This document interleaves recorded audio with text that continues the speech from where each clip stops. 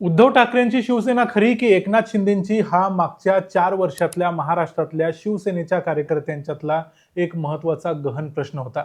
पण आता परिस्थिती अशी आहे की उद्धव ठाकरेंच्या ठाकरे सेनेचा परत एकदा गेम होणार आहे आणि काही लोक म्हणतायत की तो ऑलरेडी झालाच आहे.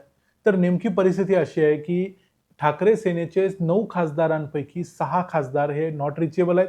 नॉट रिचेबल काय, ते जवळ कुठं आहेत हे सगळ्यांना कन्फर्म झालंय. ते आहेत दिल्लीमध्ये एकनाथ शिंदेचे सुपुत्र श्रीकांत शिंदेच्या घरी आणि कदाचित लवकरच ते ओम बिर्लांची म्हणजे लोकसभा अध्यक्षांची भेट देखील घेणार आहेत. त्यामुळे आता सध्या ज्या बातम्या मीडियामध्ये येत आहेत किंवा आज जी संजय राऊतांनी जी पत्रकार परिषद घेतली, या पत्रकार परिषदेनंतर जवळजवळ सगळ्या गोष्टी क्लिअर झालेल्या आहेत. शिवसेना दुसऱ्यांदा फुटते आहे. उद्धव ठाकरेंची शिवसेना दुसऱ्यांदा फुटते आहे, हे आज हे स्पष्ट झाले. नेमकं काय काय घडलंय, कसं कसं घडलंय, कुणी घडवून आणलंय आणि आता सध्याची परिस्थिती काय आहे ते सगळं बघूया आजच्या या व्हिडिओमध्ये. मी आहे रणजित यादव आणि तुम्ही पाहताय द मराठी बाणा. मागच्या काही दिवसापूर्वी लोकसभेत जे डिलिमिटेशनचं बिल आलं होतं तेव्हा जो पराभव झाला तो भारतीय जनता पक्षाला चांगला जिव्हारी लागलेला दिसतोय. कारण त्यानंतरच्या घडामोडी बघितल्या तर आम आदमी पक्ष फुटला, त्यातले 7 खासदार हे भारतीय जनता पक्षामध्ये गेले. टीएमसी पक्ष फुटला, त्यांनी एनसीपीआय मध्ये प्रवेश केला, त्यांच्या 20 खासदारांनी एनडीएला पाठिंबा दिला. आता नवी जी चर्चा होत आहे त्यानुसार शिवसेनेचे 9 पैकी 6 खासदार फुटत आहेत. थोडक्यात काय तर एनडीएला जे बहुमताचा आकडा पाहिजे त्या बहुमताच्या दिशेनं एनडीए आणि भारतीय जनता पक्ष वाटचाल करताना दिसतोय आणि त्यासाठीच एकनाथ शिंदेचा जो प्लॅन होता ऑपरेशन टायगरचा, या ऑपरेशन टायगरसाठी ग्रीन सिग्नल देण्यात आला असं समजतंय. आता या ग्रीन सिग्नल नंतर परवा जेव्हा उद्धव ठाकरे गटाला या गोष्टीची माहिती मिळाली किंवा असं काहीतरी खबर लागली, त्यावेळेला त्यांनी 14 जूनला एक बैठक घेण्याचा प्रयत्न केला. मातोश्री या उद्धव ठाकरेंच्या निवासस्थानी ही बैठक झाली, पण या बैठकीला 9 पैकी 4च खासदार आले. या 4 खासदारांमध्ये देखील एक जे संजय दिना पाटील होते ते लेट आले, म्हणजे थोडक्यात ते येणार नव्हते पण आले, अशीच त्यांची परिस्थिती होती. संजय दिना पाटील वगळता त्यांच्यासोबत अरविंद सावंत, अनिल देसाई आणि राजाभाऊ वजे हे 3 खासदार होते. म्हणजे लोकसभेचे हे 3 खासदार आणि राज्यसभेचे संजय राऊत हे. अशा पद्धतीने एकूण 4 खासदार त्या मीटिंगला राहिले उपस्थित आणि उरलेल्या 5 खासदारांनी व्हिडिओ कॉन्फरन्सिंग मधून संवाद साधला असं जरी सांगितलं असलं तरी प्रत्यक्षात याबद्दलचा कोणताही पुरावा संजय राऊतांनीच दिलेला नाही. त्यामुळे याच्यावरती कोणी विश्वास ठेवणार नाही. आता पुढे जे घडलंय त्यावरून तरी कोणीच विश्वास ठेवणार नाही. जे खासदार आले नव्हते त्यांनी अशा प्रकारची कारणं दिली होती की जी कारणं कुणीही या कारणांच्यावर विश्वास ठेवणार नाही. कुणाचं लग्न होतं तर कुणाच्या घरात धोंड्याचा महिन्याचा काय कार्यक्रम होता गावात, किंवा कुणाला कुठल्या तरी जायचं होतं, कुणाचा प्रचार होता, या सगळ्या गोष्टी कधीही कुठलाही खासदार आमदार हे आपल्या पक्षनेत्याला भेटायला जाताना देत नाही. पण ही कारणं सगळी दिली होती. आता जर आजची संजय राऊत यांची पत्रकार परिषद जर सकाळची बघितली तर जवळजवळ सगळ्या गोष्टी स्पष्ट होतात. संजय राऊतांच्या या पत्रकार परिषदेमध्ये 9 पैकी फक्त 3 खासदार त्यांच्यासोबत उपस्थित होते, ज्यामध्ये अरविंद सावंत होते, अनिल देसाई होते आणि राजाभाऊ वजेने जे नाशिकचे खासदार आहेत हे तिघेच उपस्थित होते. म्हणजे 3 खासदार सध्या उद्धव ठाकरेंच्या सोबत आहेत आणि उरलेले जे अनुपस्थित होते त्यांचा एक वेगळा गट स्थापन होण्याची शक्यता आहे. आणि संजय राऊत ज्या पद्धतीने बोलत होते त्यांचा जर टोन बघितला तर या टोनवरूनच लक्षात येत होतं की खरोखर हे सगळे खासदार फुटलेले आहेत किंवा ते किमान उद्धव ठाकरेंसाठी सध्या नॉट रिचेबल आहेत. संजय राऊतांनी त्यांच्या या पत्रकार परिषदेमध्ये एक आरोप केला की प्रत्येक खासदाराचा 50 कोटी रुपयाचा रेट फिक्स केला गेलाय आणि यातले 15 कोटी रुपये प्रत्येक खासदाराला ऍडव्हान्स मिळाल्यानंतरच खासदारांनी विमानामध्ये पाय ठेवलाय. आता ज्या ज्या विमानांमध्ये हे खासदार बसून गेले त्याबद्दल संजय राऊत म्हणाले की काल रात्री 3 चार्टर्ड प्लेन पुण्यामध्ये, नांदेडमध्ये आणि आणखी एका ठिकाणी अशा पद्धतीने 3 चार्टर्ड प्लेन पाठवले गेले. या 3 चार्टर्ड प्लेन मध्ये बसून 6 खासदार दिल्लीला गेले. म्हणजे जेव्हा संजय राऊतांनी ही पत्रकार परिषद घेतली त्यावेळेला उरलेले खासदार देखील दिल्लीतच होते, हे जवळजवळ स्पष्ट होत आहे. ते कुठं होते याच्याबद्दलची लेटेस्ट अपडेट देखील आपण पुढे बघूया. पण दरम्यान एकनाथ शिंदे यांनी कालच ओम बिर्ला यांची भेट घेतली होती. ओम बिर्लांना भेटून किंवा आणखी काही संसदीय कार्यासंबंधीचे जे जाणकार आहेत त्यांची देखील त्यांनी भेट घेतली होती. यातून त्यांनी हे समजून घेण्याचा प्रयत्न केला होता की आता जर उद्धव ठाकरेंचा गट फुटला, त्यातले 6 खासदार फुटले तर त्यांना कोणकोणत्या पद्धतीनं कशा पद्धतीनं पक्षांतर बंदीचा कायदा लागू होईल. या सगळ्या घडामोडींच्यावर बोलूया. पण मुद्दा असा आहे की हे 6 फुटलेले खासदार नेमके कोण आहेत. तर आता सध्या हे फुटलेले खासदारांच्या पैकी जी बातमी येते किंवा जे अजून फुटलेत की नाही कन्फर्म उद्या होईल, त्यामध्ये एक आहेत संजय देशमुख, यवतमाळ वाशिमचे खासदार आहेत.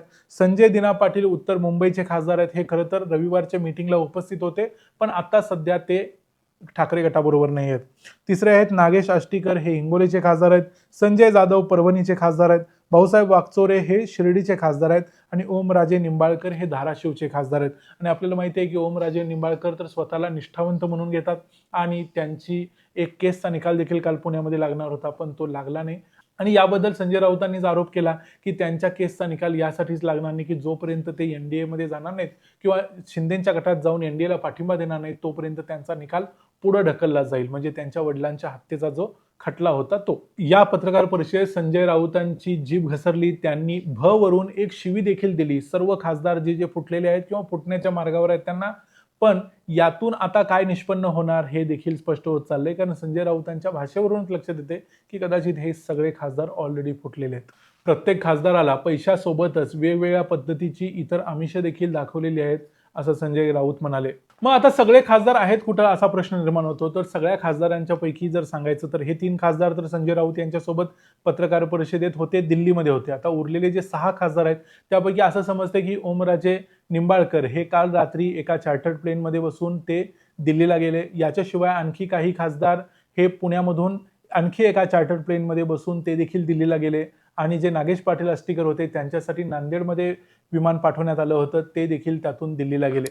हे जे विमान होतं ते श्रीकांत शिंदे यांच्या नावावरती बुक केलेलं होतं. म्हणजे थोडक्यात हे ऑपरेशन टायगर लीड करण्याचं काम श्रीकांत शिंदे करतायत, जे शिंदे सेनेचे खासदार आहेत आणि एकनाथ शिंदेचे पुत्र आहेत हे आपल्याला माहिती आहे. आता मग एकनाथ शिंदेचा किंवा शिंदे गटाचा पुढचा प्लॅन काय असू शकतो किंवा जो आहे त्याबद्दल असं सांगितलं जाते की एकनाथ शिंदे सध्या दिल्लीत आहेत आणि ते या उरलेल्या सर्व 6 खासदारांना घेऊन ओम बिर्ला म्हणजे लोकसभेचे जे अध्यक्ष आहेत त्यांची भेट घेणार आहेत आणि त्यांच्याकडे जाऊन वेगळा गट स्थापन करतील किंवा या सर्वांचं आपल्या पक्षामध्ये प्रवेश करून घेतील. आणि त्यासाठी जर जी काही कायदेशीर बाजू आहे ती जर कन्फर्म झाली तर 19 तारखेला जो शिवसेनेचा वर्धापन दिन असतो जूनमध्ये, त्या दिवशी या सगळ्या खासदारांना ऑफिशियली शिवसेनेमध्ये म्हणजे शिंदेच्या शिवसेनेमध्ये प्रवेश केला जाईल असं आता तरी समजते.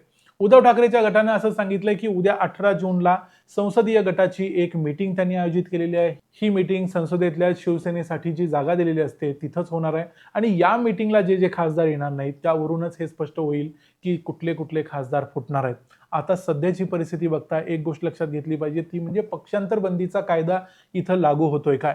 तर पक्षांतर बंदीला आपल्याला आतापर्यंत ऐकून आता ही सवय झालेली आहे की 2/3 खासदार जर असतील म्हणजे थोडक्यात 100 पैकी 67 खासदार जर तुमच्याकडे असतील, उदाहरणार्थ सांगतोय, तर तुम्ही पक्षांतर करू शकता, तुम्हाला पक्षांतर बंदी लागू होत नाही. असंच जर म्हणलं तर आता सध्या शिवसेनेचे खासदार आहेत 9 पैकी 6 खासदार जर एका वेळी फुटले तर पक्षांतर बंदीचा कायदा इथं लागू होणार नाही. आणि त्यामुळे जर सध्या बघितलं तर बरोबर 6च खासदार हे फुटलेले आहेत किंवा फुटण्याच्या मार्गावर आहेत. उद्या ह्या गोष्टी स्पष्ट होतील, त्यामुळे त्यांना पक्षांतर बंदीचा कायदा लागू असणार नाही असं सध्या बोललं जाते.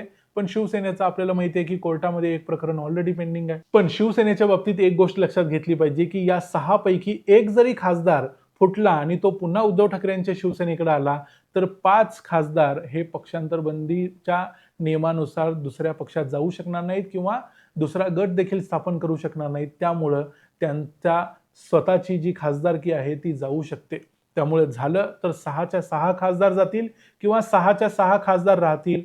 त्यामुळे नेमकं काय होईल ते उद्या समजेल किंवा आज संध्याकाळी ओम बिर्लांच्या बरोबर जर मीटिंग झाली तर त्यामधून देखील समजेल. आता तरी ओम बिर्लांच्या बरोबर मीटिंगचा टाइम कन्फर्म झालेला नाही, पण सध्या श्रीकांत शिंदे, एकनाथ शिंदे हे सगळे जे बंडखोर खासदार आहेत हे सगळे आणि उद्धव ठाकरेंचे खासदार देखील सगळे दिल्लीमध्येच आहेत. यामध्ये आणखी काय काय अपडेट येतात त्यावरती आपलं लक्ष राहीलच, ते आम्ही तुम्हाला सांगत राहूच. हा व्हिडिओ तुम्हाला कसा वाटला ते आम्हाला कमेंट्समध्ये जरूर सांगा. व्हिडिओ आवडला असेल तर व्हिडिओला लाईक करा, चॅनलला सबस्क्राईब करा. पुन्हा भेटू पुढच्या व्हिडिओमध्ये. तोपर्यंत पाहत राहा द मराठी बाणा. जय हिंद, जय महाराष्ट्र.